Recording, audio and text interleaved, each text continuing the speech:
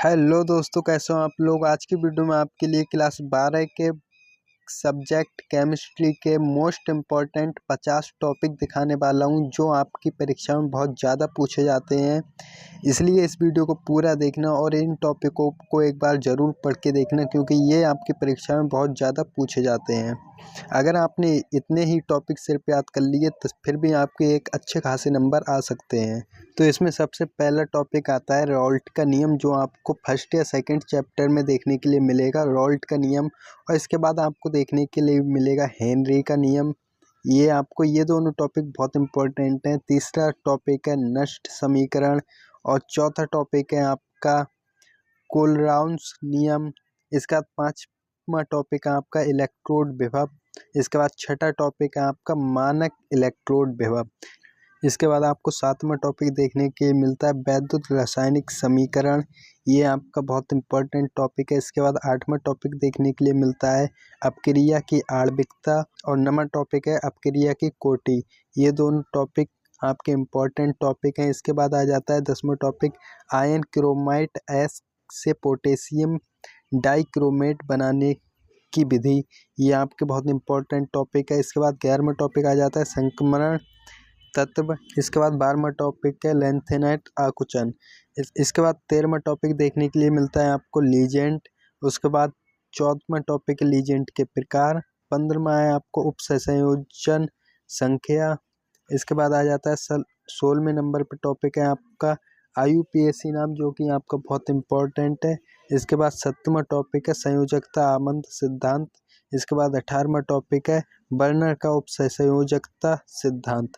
ये भी आपके बहुत ज़्यादा इम्पोर्टेंट टॉपिक हैं। इसके बाद 19वां टॉपिक है आपका क्रिस्टल क्षेत्र सिद्धांत। और इसके बाद आपका 20वां टॉपिक है उभयदंती नाभिक रागी समूह। और इसके बाद 21वां टॉपिक है आपका प्रयोगशाला में शुद्ध एथिल ब्रोमाइड बनाने की विधि। इसके बाद है 22वां टॉपिक सेंड मायर अपक्रिया। इसके बाद 23वां टॉपिक है एल्कोहलों की जल में विलेयता। इसके बाद 24वां टॉपिक है TNT बनाने की विधि। ये टॉपिक भी आपके सारे इम्पोर्टेंट हैं। इसके बाद 25वां टॉपिक आ जाता है विलियमसन संश्लेषण। इसके बाद 26वां टॉपिक है किर्बन। इसके बाद 27वां टॉपिक है आपका अम्ल उत्प्रेरित जलयोजन द्वारा अल्कोहल के विरेचन की क्रियाविधि। इसके बाद आपको 28वां टॉपिक देखने के लिए मिलता है एथिल अल्कोहल का निर्जलीकरण। इसके बाद आपको 19वां टॉपिक देखने के लिए मिलता है ल्यूकोस परीक्षण। इसके बाद 30वां टॉपिक है फिनाल अम्लीय क्यों है। ये भी आपके सारे इम्पोर्टेंट टॉपिक हैं। इसके बाद आपको 31वां टॉपिक देखने के लिए मिलता है जो है अल्कोहल की विरेचन विधियाँ।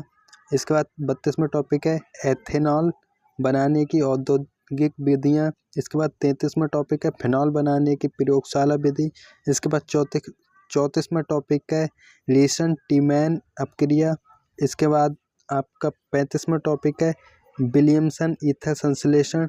इसके बाद 36वां टॉपिक है आपका डाई एथिल ईथर का प्रयोगशाला विधि।